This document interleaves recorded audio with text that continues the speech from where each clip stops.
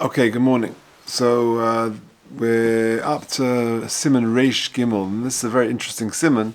We're coming up to Tu B'Shvat, not too far away, so it's a good time to talk about these things because we're going to be talking about what bracha you make on various fruit, what differentiates a ber praetz and a ber preadama.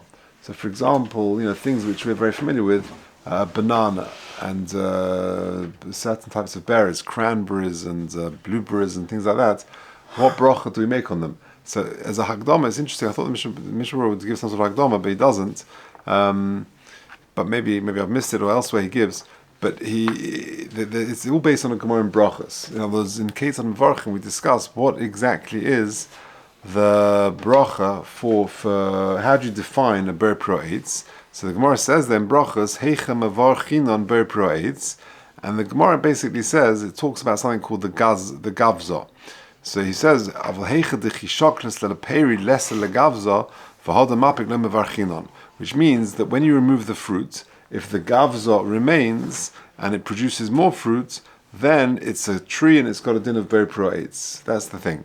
But if the gavza does not remain, then the bracha is ber preadama. The big question is, what exactly is the gavza? Now that is a three machlekas, and that really is exactly what this was going to be going on over here. So the Rosh and Taisa say the gavza refers to the roots, that if the roots disappear each year and they reappear, then that's not considered a tree. A tree, imagine your apple tree. Yeah, your apple tree is there the whole time, and each season new fruit emerge on the tree. Masha'inkein, if it sort of disappears into the ground, the gavzo disappears, then that would make a ber preadama. So that's how the Russian Taisus learn. The Gaonim say that it's whether the trunk or the central stem of the tree disappears, that would make it into ber preadama. And Rashi talks about the branches, the anaf sheloitz. Now, there'll be nafkaminas, and we'll see exactly. But this is the starting point. Lemaisa, we paskin like the Ga'inim, and this is what it's all about. So says the Mechaber in Aleph, Al Peiros Reish Gimel Sif Aleph, Al Peiros Haaretz Mevarech Beirei Pri Huadama. On the fruit of the ground, you make a ber preadama. No Mishnah Berurah on that. Mishnah Mechaber in Sif Beis, Al Hatutim Hagdelim Besneh. On strawberries which grow in some sort of bush, you make a ber preadama. The lo mikri'etz ela shemoitzi olav me'etzei. It would only be called a tree when it sort of produces leaves from the actual tree itself. Aval mashemoitzi olav misharshav lo mikri'etz. But what any fruit that emerges from the shroshim, from the roots, are not called an eitz. Vahani kiven dikola eitz of legamri b'cheref v'hada parach misharshav mevarchin olav ber preadama. So, you have bushes and things like that, which in the winter months they disappear, they re-emerge in the spring, so that will be considered the ber preadama. That's how you define it. Says the Mishnah Berurah, Sif Kotan Aleph, Ala tutim ha'gdelim besneh. So says Rashi, says Mishnah Berurah, shekorin moil ber, or melinus, it's hard to exactly define exactly what it is, but in the note at the bottom it says tutsneh. Yeah, which is some sort of strawberry, I suppose. V'yesh minei moli ber shegdelim be'ilam mevarchen of ber proetz. V'kan moli shelanu gam ken yodua shegdelim be'ilam shemizkay mishana l'shana mevarchen of ber proetz. So if you've got some sort of berries which grow on a tree and the tree stays there and they reappear each season, then you can make a ber proetz. He says v'shtene nusel. What does he say that is? That's the tutsneh. Min egois, but this type of nuts, shegedelin al atzayat tzarechiyun. But there's a type of nut that grows on this sort of bush in the forest. That tzarechiyun, is it a ber praetz or ber preadama? Ki ein tov kol kach lemeichel ki im achabishal, because this particular type of nut, it's not very pleasant to eat it unless you cook it. V'domi lebnei asa hamavu b'sif hei. It's not quite the same as regular berries that grow on a tree that you make a ber proetz.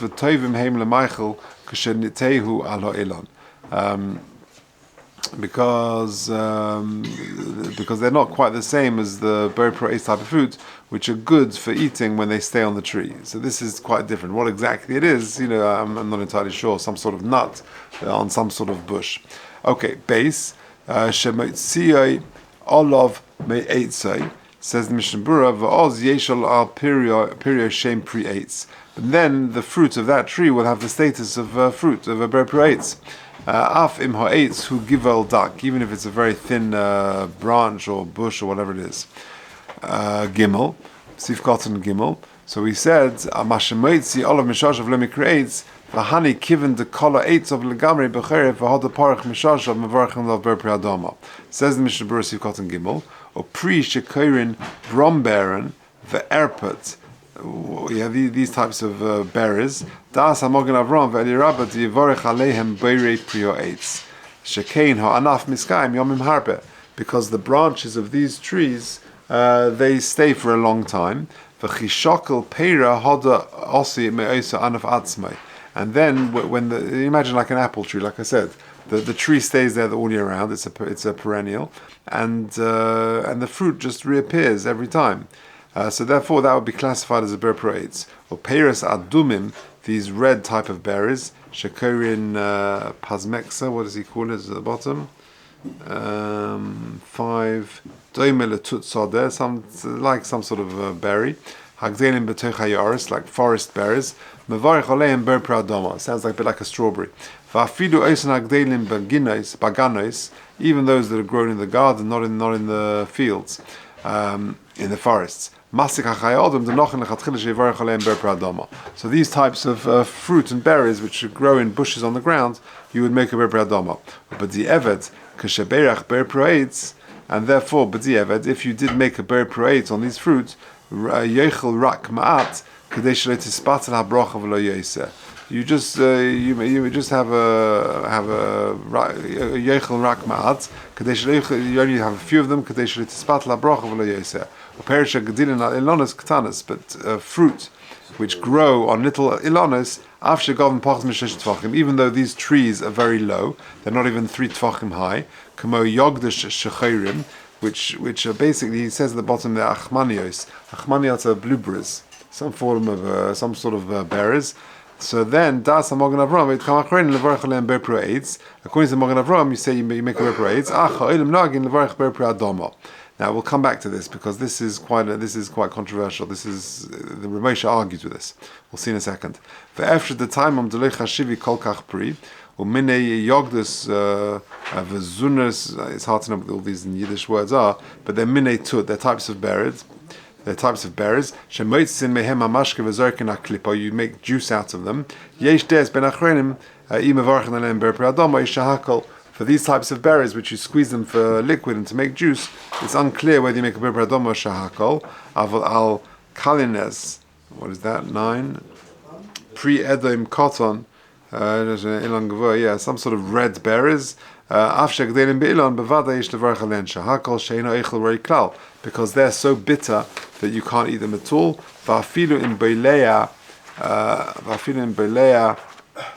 Ima klipa v'agarin, amikol mokum hala be'emes ha-klipa v'agarin ein ruin lachid klal, and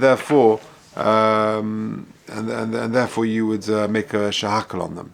Now, if you look, I don't know if you've got it. I think the new books are coming. I think tomorrow or Wednesday. Shlomo said. Okay, so if you've got it at the back, this is number 7. This is this cranberry, this blueberry. And that is a big discussion. This is whether to make what bracha to make on cranberries. So cranberry, what would you say?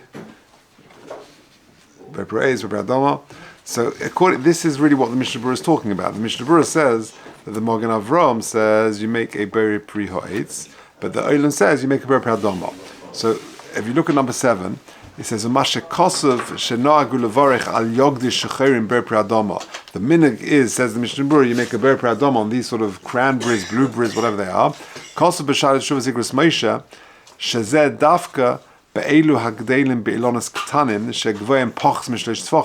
He's talking about, says Ramesha, about this Mishnah Berurah, that's talking about little trees which never grow more than 3 tfachim. Now 3 tfachim is tiny. 3 tfachim is that high. So you've got these little bushes which literally go on the ground, so that they're considered ber pri adama types of fruit. However, that's what was prevalent in Eastern Europe, says Ramesha. But these blueberries, let's call them, which are found in other lands, v'chein motzu bizmanenu, which are prevalent nowadays, ha'gedelim alilonis gvoim harbe yos min shlosh tvachim, cranberries and blueberries are grown on trees which are way bigger than 3 tvachim, l'kula al matzarech levarech aleihem ber eitz. So on blueberries and these sort of things, you would make a ber eitz, which I think is what we're familiar with. V'gam al ha'yigdish ha'nemochim, and even if they come from trees which happen to be very small, but makom shelo yodu minog, you don't know what the minog is, and when you go to Tesco's or wherever and you buy your blueberries, you don't know how they were grown, how big the tree was.